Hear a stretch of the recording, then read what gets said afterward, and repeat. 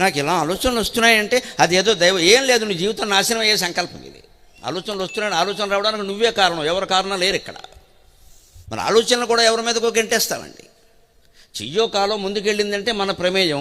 ఆలోచన ఎక్కడిది? ఆలోచన కూడా నీ ప్రమేయం వల్ల వచ్చింది. నీకు తెలియకుండా ఆలోచన నీ మనసులోకి ఎలా వస్తుందా?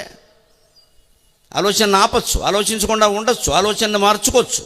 అది గారిబాట, వస్తూనే ఉంటాయి. పంట ఆలోచనలు వస్తాయి, పెంట ఆలోచనలు వస్తాయి.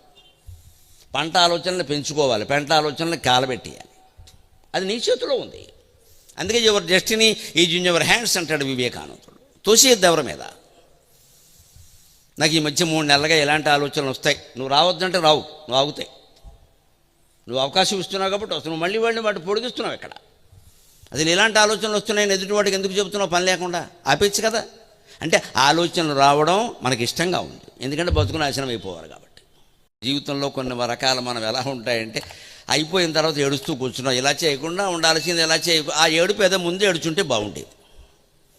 అదే చాణక్య నీతి శాస్త్రంలో చెబుతాడు, పశ్చాత్తప్తేన, అయిపోయిన తర్వాత ఏడుస్తామంది కదా. బుద్ధి యాదృశీ బుద్ధి తాదృశీ యది పూర్వం స్యాత్ కశ్చన స్యాన్ మహోదయక ఉత్పన్న పశ్చాత్తాపస్య యాదృశీ బుద్ధిర్భవతి యాదృశీ ఉత్పన్న పశ్చాత్తాపస్య బుద్ధిర్భవతి యాదృశీ తాదృశీ యది పూర్వం స్యాత్ కశ్చన స్యాన్ మహోదయక అంటాడు చాణక్య నీతి శాస్త్రంలో.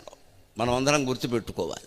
ఒక తప్పు పని చెయ్యాలని మనస్సుకు అనిపించినప్పుడే అనేక విధాల ఆ ప్రాంతం నుంచి పారిపోయి మనల్ని మనమే చేతులు కాళ్ళు కట్టేసుకుని, అవసరమైతే మన శీలాన్ని కాపాడగలిగిన వ్యక్తుల్ని, తల్లినో తండ్రినో మన ఎదురుగా పెట్టుకుని నోరు మూసుకుని వాళ్ళ కాళ్ళ దగ్గర కూర్చోవాలి.